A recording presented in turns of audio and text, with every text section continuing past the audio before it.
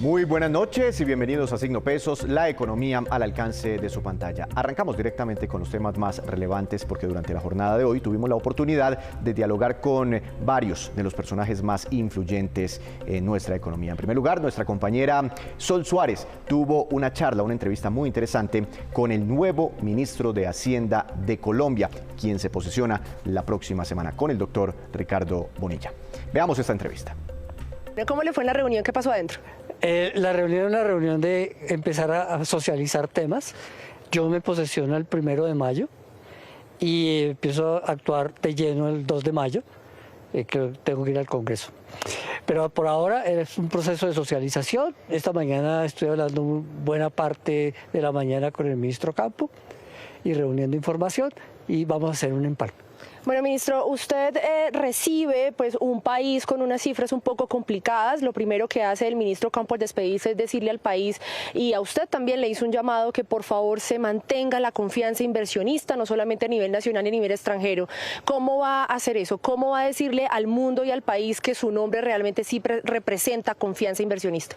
Bueno, como todos los países estamos sintiendo la desaceleración económica. Eso no es un fenómeno estrictamente colombiano.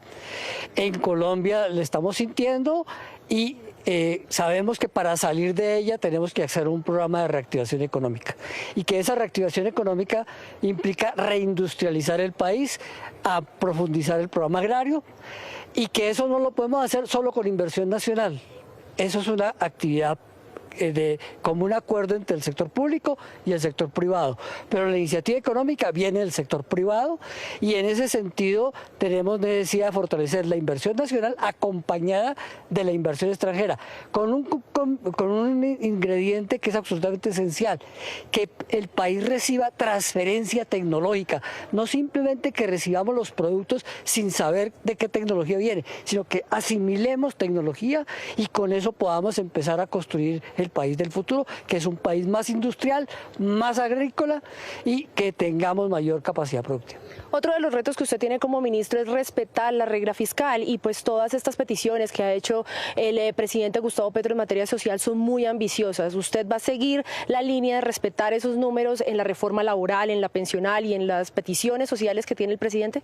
La regla fiscal depende del tamaño del PIB del país y del tamaño del presupuesto público con que se actúa en el PIB del país. El PIB del país significa hoy que aproximadamente el sector público es la cuarta parte de la economía. Esa cuarta parte de la economía se va a mantener, no nos vamos a exceder en el gasto, que es lo que tiene que ver con la regla fiscal, pero hay un elemento y un tema que es absolutamente necesario volver a poner en el orden del día: es el déficit del FEPEC. Es decir, el déficit de la gasolina, que nos quedó en más de 30 billones de pesos y que tenemos que cubrir. Ese es realmente el factor que más atenta contra la estabilidad de la regla fiscal. ¿Eso significa que los precios de la gasolina continúan subiendo hasta que reduzcamos la brecha? Eso significa que los precios de la gasolina van a tener que seguir subiendo y nos dificulta el control de la inflación. Ya sabemos que la inflación de alimentos está bajando, pero la inflación de gasolina está subiendo, se está manteniendo, y esa es la que nos va a afectar a todo lo largo del año. Usted dice que llega el 2 de mayo y precisamente mayo es un mes crucial para Colombia porque ahí se van a conocer el informe de las reservas. Es decir, a usted le va a tocar también tomar decisiones sobre si tenemos o no nuevos contratos de exploración y petróleo. ¿Su línea va en que sí es necesario o en que no? La línea va en que conozcamos el informe. Hay cerca de 200 contratos de exploración vigentes. De ellos solo hay 12 que han entregado un informe de evaluación de qué han hecho. Hay 40 que estaban suspendidos hace 6 meses, que yo quisiera saber cuáles se reactivaron. Y una buena pregunta es: ¿y quién ha pedido un contrato de exploración en los últimos 8 años que se lo hayan negado? Para saber realmente de dónde. Esos contratos de exploración cubren más de 7 millones de hectáreas del país y son las áreas que con estudios geológicos han demostrado que existe algún mineral o algún combustible. Ministro, también los mercados reaccionaron hoy precisamente pues con todo el revolcón ministerial y pues por la, digamos, sorpresiva, dicen ellos, decisión de que el ministro Ocampo pues se fuera. El dólar estuvo al alza, las bolsas en rojo. ¿Usted cómo ve, cómo cree que los mercados están leyendo su nombre? No, el mercado, el dólar siempre es muy volátil. Nosotros hemos tenido dólar ya cercano a los 5.000 y después volvió a bajar los 4.500. Esperemos que se regularice la situación y ya los mercados reaccionen. Pero usted observó alza y baja. Muy interesante este diálogo entre Sol Suárez y el nuevo ministro de Hacienda. Varios mensajes ahí de responsabilidad fiscal. Hay que respetar la regla fiscal del país. También sobre la reducción en el déficit de los combustibles. Traducido al español, seguirán subiendo los precios de la gasolina en nuestro país. Ahora nos dirigimos a la ciudad de Cartagena. Allí se encuentra nuestro director Henry González cubriendo el evento de Asofondos, tema también muy importante por estos días en nuestro país. Desde allí, nuestro director nos envía esta entrevista, este diálogo interesante sobre muchos temas coyunturales con la presidenta de Colfondos. Víctor, buenas noches. Los saludo nuevamente desde Cartagena en el Congreso de Asofondos. Y estoy ahora con la doctora Marcela Giraldo. Ella es la presidenta de Colfondos y presidenta del Consejo Directivo de Asofondos. Doctora Marcela, buenas noches, bienvenida. Buenas noches y muchas gracias por la oportunidad de hablar con su audiencia. Gracias, doctora Marcela. Ustedes tienen un eslogan por ahí que dice reforma sí, pero no así. ¿Qué les gusta, en primer lugar, de la reforma pensional que plantea el gobierno ante el Congreso? Bueno, yo creo que la reforma plantea alternativas a varios desafíos que tenemos. No podemos desconocer que tenemos una amplia población de adultos mayores que no tienen ningún tipo de cobertura en la vejez. Desde que nació este sistema, nació el beneficio de Colombia Mayor de 80.000 pesos para los adultos pobres más pobres. Y entendemos que se está pensando ampliar ese beneficio tanto en el tamaño de la población como en el monto recibido. Creemos que eso es algo necesario, sin embargo creemos que eso debe estar claramente identificado la fuente de los impuestos nacionales que va a cubrir ese subsidio. Como segunda medida, el pilar semicontributivo está fortaleciendo el ahorro que se ha hecho con los beneficios económicos periódicos BEPS y da una cobertura para todas estas personas que no logran condiciones de pensión. Allí lo que vemos es que debería darse también la posibilidad de elegir a las personas que contribuyen y que ahorran y que logran acumular un capital y un patrimonio sobre cómo quieren administrar ese ahorro durante su vejez. En el pilar contributivo, que es tal vez el tema fundamental, nosotros somos unos convencidos de que es el ahorro pensional el que realmente nos garantiza que tenemos una reserva para tener un sistema que garantice un pago de pensiones en el futuro. Con la reforma que se plantea hoy, se está planteando fortalecer el sistema de reparto, enviar de manera predeterminada a un número importante de colombianos a contribuir únicamente en el sistema de reparto. En los salarios más bajos, desafortunadamente, están las personas que con mayor dificultad logran el número de semanas que se requieren en Colombia para lograr una pensión. Entonces estamos hablando de que las contribuciones de esas personas se usarían para pagar pensiones hoy y en el futuro no irían a lograr esas 1.300 semanas que exige el sistema. Entonces creo que es un desafío importante lograr de alguna manera construir un ahorro para esos colombianos que están haciendo un aporte en el corto plazo para que en el largo plazo, fruto de su propio ahorro y fruto de los rendimientos, tengan un mayor patrimonio en la vejez. Hablemos del tema de cobertura, doctora, porque ustedes mencionaban que inclusive el remedio podría resultar peor que la enfermedad. El actual sistema, como lo propone el gobierno nacional, podría resultar mucho más, digamos, regresivo en cobertura que lo que ya, digamos, existe hoy con todos los problemas de baja cobertura. Claro, y yo quiero mencionar una ventaja más que no la alcancé a mencionar, y es con la reforma se está poniendo un límite al subsidio que recibirían las personas que logran las condiciones de pensión. Y yo creo que eso es algo que debemos reconocer. Sin embargo, la característica de insostenibilidad se fundamenta en que una mayor cantidad de colombianos entrarían a ser parte de ese componente de prima media que tiene implícito un subsidio muy grande. Entonces son menos subsidio, pero en una población más amplia de colombianos, lo que hace que realmente la cantidad de subsidios y el esfuerzo que tenemos que hacer como país para pagar esas pensiones futuras sea mucho mayor. Ahora, ustedes han sido defensores del sistema de pilares y efectivamente han mostrado que en muchos países ahora se está usando. Entiendo que lo que no les gusta es que sea desde 3 salarios mínimos en adelante los que se queden en los fondos privados de pensiones, sino que quizás pudiera ser mucho más abajo ese umbral, digamos, a partir del cual la gente se quede en los fondos privados. Yo creo que no deberíamos simplificar la conversación en un umbral, porque la causa o el punto fundamental en la discusión está en el ahorro, en qué pasa con esa contribución en el corto plazo y en el presente, y lo más importante para los colombianos, tanto de hoy como del futuro, es que garanticemos que ese dinero se ahorra, se invierte de manera responsable. Nosotros somos una de las industrias más reguladas y tenemos una red de protección construida desde la regulación que ha ido avanzando a lo largo de los últimos años y también la gestión profesional que hemos desarrollado de esos fondos. Entonces, lo más importante es que garanticemos que existe una reserva. En la medida en la que estamos hablando de ahorro, el umbral se vuelve secundario. Hablemos entonces del ahorro.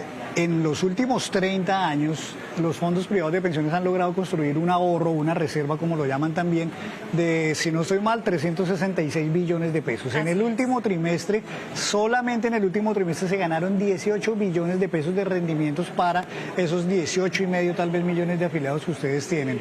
¿Les preocupa todavía? ¿No ha sido claro el gobierno nacional en, digamos, desvirtuar esa preocupación que ustedes han tenido, en el sentido de que todo ese dinero se pueda volver dinero de bolsillo del gobierno, que eventualmente sean los ahorradores, los dueños de esos ahorros, los que pierdan esas reservas? El gobierno ha sido claro y en el texto se ve que el stock, o a lo que nos referimos como el stock de ahorro, se mantiene en donde está ahorrado hasta el momento de la pensión. En ese sentido, y yo creo esta mañana resaltábamos los buenos rendimientos que hemos tenido en las administradoras de fondos de pensiones por esa gestión de ese stock de ahorro. Visto en un contexto, durante el 2022 tuvimos un año bastante difícil en donde por la coyuntura global, que no fue ajena también al mercado local, tuvimos una situación bastante difícil y pérdidas de valor en los portafolios por efecto de la desvalorización de las inversiones. ¿Qué es lo más importante? Que esto tiene que mirarse en el largo plazo. Efectivamente estamos viendo otra vez una recuperación, el futuro tiene también indicios de que viene volatilidad, entonces lo más importante y un mensaje importantísimo para todos los ahorradores en los fondos de pensiones es que las inversiones nosotros las hacemos para el largo plazo. ¿Cuál es la preocupación con la plata de bolsillo? Es con las contribuciones, porque ese ahorro, esos 366 billones, tienen dos fuerzas que lo hacen crecer, las contribuciones y los rendimientos. Entonces, si nosotros dejamos ese stock solito y no seguimos contribuyendo como trabajadores, eventualmente estas personas que ahorraron se van a pensionar y ese ahorro se va a empezar a gastar cuando las personas lleguen a la edad de pensión. Y la forma de garantizar que crecemos el ahorro nacional es justamente garantizando que las nuevas contribuciones también se ahorran y no que se gastan pagando pensiones de hoy, generando una deuda futuro que la van a tener que pagar nuestros hijos y nuestros nietos.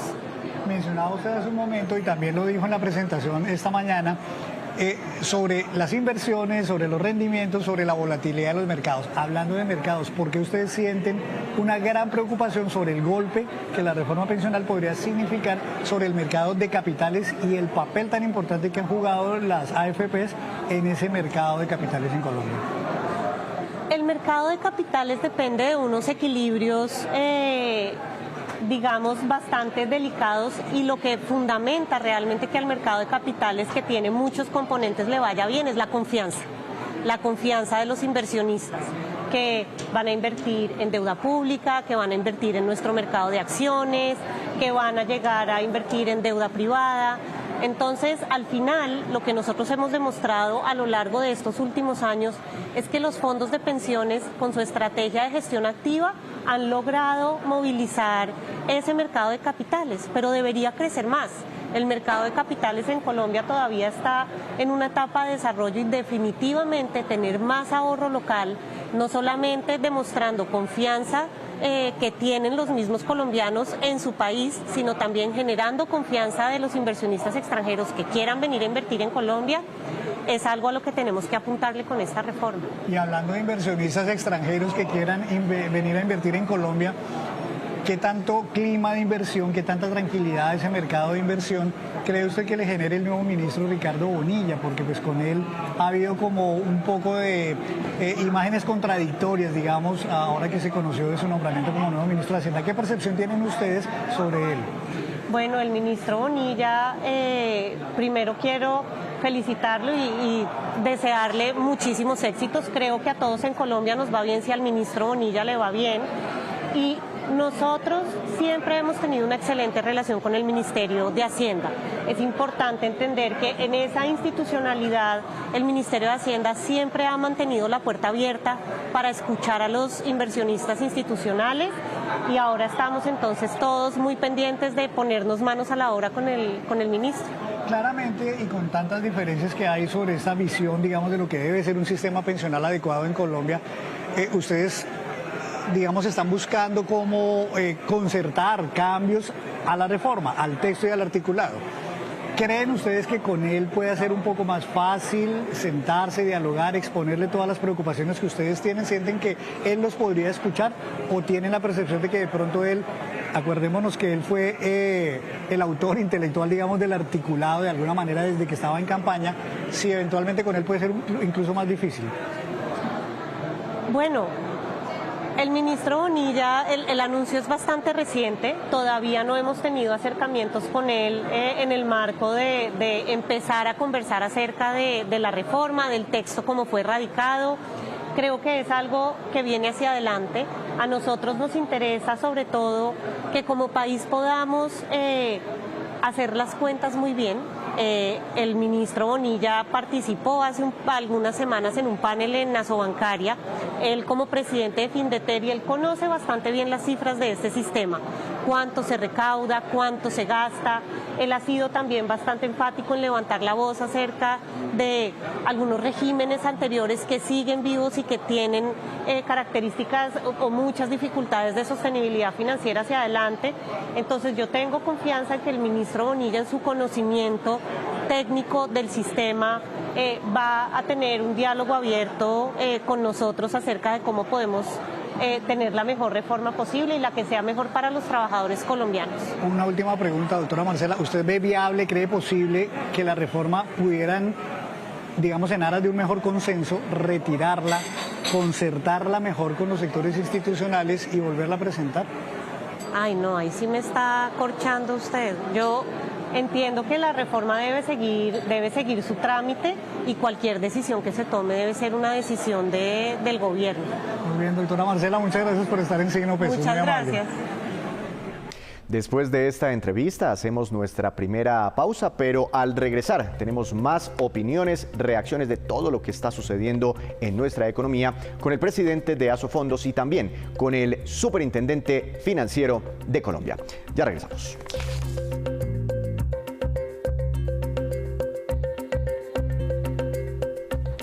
Regresamos a Signo Pesos, gracias por continuar con nosotros. Volvemos a la ciudad de Cartagena. Hoy, durante el evento organizado por este gremio, el presidente de Asofondos, Santiago Montenegro, hizo un balance, entregó muchas opiniones sobre los cambios que se quieren hacer al sistema pensional colombiano, donde actualmente juegan un papel muy importante los fondos privados, pero por muchos cambios que se piensan realizar, por lo menos son las decisiones que están en manos del Congreso de la República, estos fondos de pensiones se podrían ver impactados. Veamos.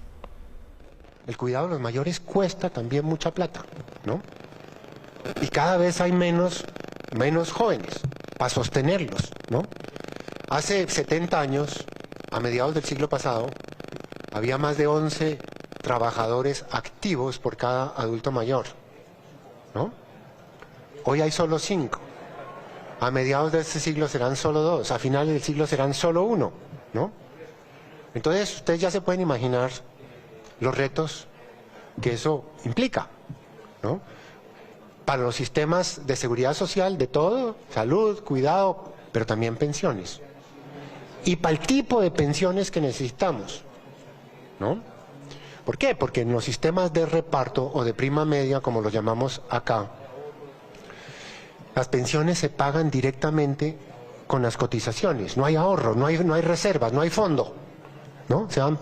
Pero si cada vez hay menos trabajadores cotizando y cada vez hay más viejitos como yo, pues miren el color de mi pelo, ¿no? Entonces, esos sistemas no son sostenibles, no son viables. Y necesariamente tienen que empezar a reducir beneficios, que es lo que estamos viendo en los países europeos como Francia, que anda con unos paros tremendos. Acá en Colombia hay que cotizar 25 años en Colpensiones. 25 años. ¿Ustedes saben cuánto ya toca cotizar en Francia? 41. Y quieren subir a 42. Y quieren subir la edad de pensión y las cotizaciones. Aquí se cotiza el 16%. El promedio de la Unión Europea es 22% del salario. En España es el 28%. Y la edad de jubilación es 67. Y en España se cotizan 38 años, ¿no? Entonces, por estas razones, el ahorro se está volviendo en una necesidad. Porque los sistemas de reparto ya no son sostenibles. Entonces, en todo el mundo, antes, como mencionaba Marcela en su presentación, en el año 99 había unos 15 países que tenían capitalización individual. Eso ha ido subiendo, hoy tenemos 46 o 47, ¿no? O 47. Los últimos en hacerlo, Alemania, ¿no? Los países nórdicos, Holanda y China. Los chinos están diciendo ya no podemos sostener esto, entonces tenemos que ahorrar, ¿no? Y más cerca de nosotros, López Obrador. López Obrador hizo una gran reforma hace 3 años, ¿no? ¿Qué decidió? ¿Volver a la prima media o el reparto? No, fortalecer la capitalización individual, ¿no? Entonces, esa es la tendencia en el mundo y por eso nosotros estamos insistiendo que este proyecto de reforma pensional. Volvemos a la ciudad de Cartagena, donde se desarrolla este importante evento, el evento pensional organizado por Asofondos. Volvemos con nuestro director Henry González. Tuvo la oportunidad de hablar con el superintendente financiero de Colombia, Jorge Castaño, sobre ahorro y también sobre la llegada del nuevo ministro de Hacienda, entre otros temas. Veamos. Víctor, buenas noches. Aquí en Cartagena, en el Congreso de Asofondos, la confianza es uno de los temas claves que se han recomendado para este año en Colombia por la coyuntura que estamos viviendo. El señor superintendente financiero, Jorge Castaño, fue quien precisamente puso el tema sobre la mesa. ¿A usted le parece, doctor Castaño, buenas noches, bienvenido a Signo Pesos, que el nuevo ministro de Hacienda, el doctor Ricardo Bonilla, le puede dar esa confianza efectivamente a los mercados? Así es, efectivamente el mensaje nuestro en el evento de Asofondos fue decirle: inversionistas profesionales, hay elementos estructurales que nos permiten tener confianza en seguir avanzando en lo que el país necesita. La llegada del ministro, por supuesto, es un elemento que ayuda en esa discusión, pero hay más elementos que necesitamos trabajar. La confianza se construye entre todos. No tanto sesgo, sí más decisiones basadas en elementos estructurales. Ha sido nuestro mensaje principal en el día de hoy. Hay quienes dicen que mucho hay del ministro Campo al ministro Bonilla, que este segundo, digamos, es un poco más radical en sus posturas políticas o de política económica. ¿Le parece a usted que es así o cree que él viene también a buscar consensos?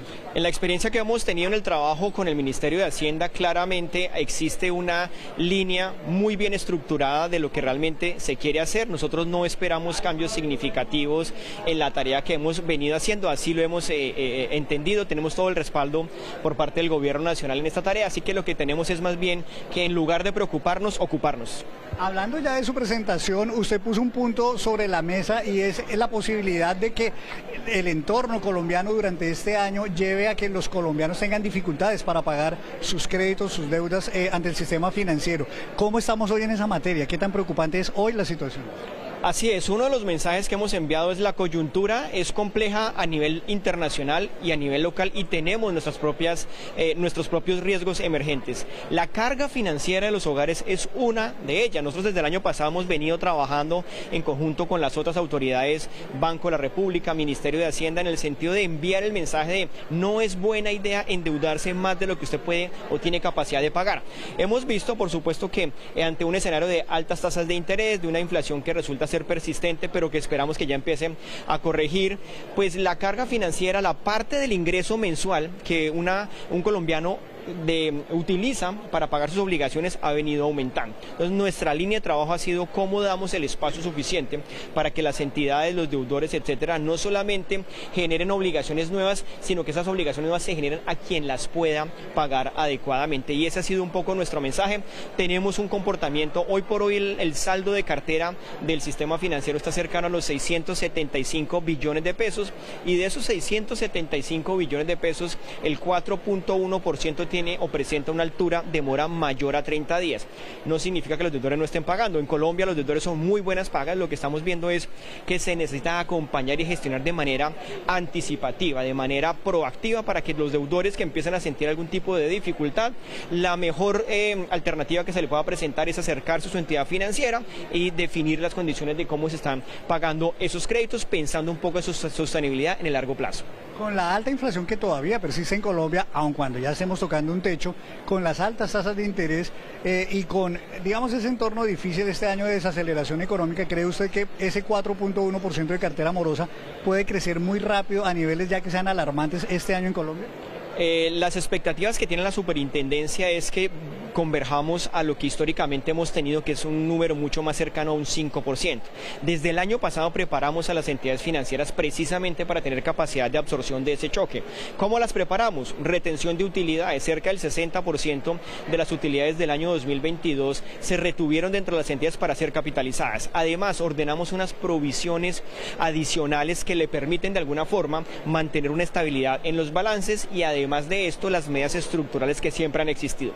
Por lo tanto, será un año de transición. Nosotros creemos que las tasas de interés y la inflación ya empieza a tener una senda de estabilidad. Muy probablemente sobre el último trimestre del año el equipo técnico de la superintendencia está proyectando que las tasas de interés empiecen a mostrar una convergencia a disminuir porque la inflación va a empezar a ceder. Entonces, en esta perspectiva, lo que tendremos es un año en donde hay que transitar con mucha precaución, con mucho cuidado y por supuesto que el sistema financiero mantenga esa dinámica de financiar a aquellos sectores y personas que tienen esa capacidad de pago que necesitan para poder adelantar sus procesos de inversión. La reforma pensional, que es el tema que ocupa aquí en Asofondos, ¿qué aspectos, digamos, considerables le preocupan a usted de ese proyecto que el gobierno ya presentó al Congreso? La superfinanciera ha venido trabajando desde el inicio en la propuesta. Creo que tiene muchas cosas favorables, avanzamos muchísimo en muchos elementos. El pilar solidario, por ejemplo, la posibilidad de que muchas más personas en su edad de vejez puedan tener algún tipo de ingreso es fundamental. Eso avanzaría significativamente a un esquema como el que tenemos hoy. Por supuesto, la discusión apenas está iniciando. Nosotros seguimos aportando los elementos técnicos. La superfinanciera es la que evaluará y supervisará no solamente las entidades que resulten de este diseño, sino la implementación también de esta transición. Así que lo que estamos buscando claramente es aportar en la construcción de esos elementos que resultan interesantes. Por supuesto, todavía hay una necesidad de definición de algunos elementos mucho más específicos y en esa medida continuaremos aportando los elementos objetivos para que se tomen las mejores decisiones. Doctor, una de las preocupaciones que hay en torno a la reforma pensional, dicen algunos, es la posibilidad de que eso sea un golpe muy duro sobre el mercado de capitales, dado el aporte tan inmenso que las AFP tienen hoy día en este mercado. ¿Le parece a usted que efectivamente, como está diseñado el proyecto, pudiera haber un desincentivo, un desestímulo que se marchite, digamos, el mercado de capitales o el aporte que las AFP hacen a él? El mercado de capitales necesita el ahorro, independientemente de dónde provenga, y ese ahorro tiene o va a ir a financiación estructural y financiación de largo plazo. La propuesta trae también ampliar ese número de agentes que van a administrar ese ahorro. Entonces, en la medida en que tengamos más competencias, seguramente veremos unos beneficios para el mercado de capitales. Necesitamos, por supuesto, seguir trabajando en fomentar fondos de capital privado, necesitamos seguir trabajando en emisiones de deuda privada. La capacidad de la economía de mantenerse activa necesita o pasa necesariamente por tener instrumentos del mercado de capitales. No se puede solamente a punta de crédito bancario. Entonces, el mercado de capitales es fundamental.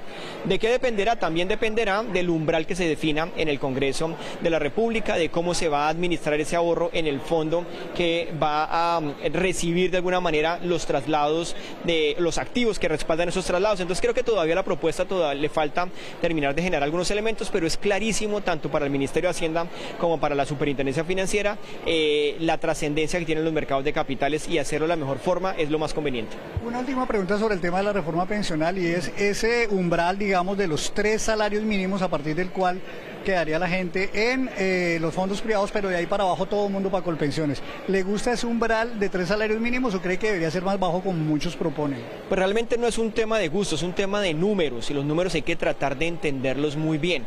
Hoy por hoy avanzamos en tener una mejor focalización de los subsidios. El régimen de prima media genera unos subsidios que son muy costosos, sobre todo a una población muy pequeña que no los necesita. Cuando tenemos esta definición del umbral, en la medida en que tengamos este umbral, se focalizan mejor esos subsidios. Ya avanzamos en esto.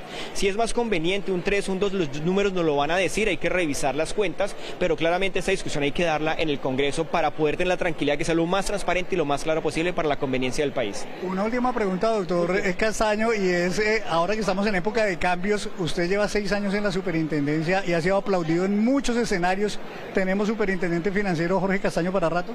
Tenemos una superfinanciera que cumple 100 años, entonces lo que tenemos hacia adelante es una institución capaz de poder gestionar adecuadamente los riesgos y las necesidades de lo que el país necesita. Así que más allá de las personas hay que confiar en la institucionalidad, y eso es lo que hemos hecho en estos 18 años en la superintendencia. Gracias, doctor Castaño, muchas gracias. A usted muchas gracias. Muchas gracias también a Henry González, al superintendente financiero de Colombia, Jorge Castaño, hablando, también enviando mensajes de tranquilidad luego pues de el estremezón que tuvieron los mercados de capitales, o que han tenido en las últimas horas. Estremezón que se sigue sintiendo. Hoy el dólar subió más de 100 pesos, tasa representativa del mercado para mañana, 4.654 pesos con 14 centavos. En Colombia fue el único país donde subió el dólar cuando nos comparamos con la región. Frente a las principales monedas del mundo estuvo relativamente calmado. Dicen los analistas, insisten los analistas, que continúa la preocupación tras la salida sorpresiva del ministro de Hacienda, José Antonio Ocampo. Así terminamos por hoy. Los esperamos mañana con una nueva emisión y con mucha más información económica. Recuerde, esto es Signo Pesos, la economía al alcance de su pantalla. Una feliz noche para todos.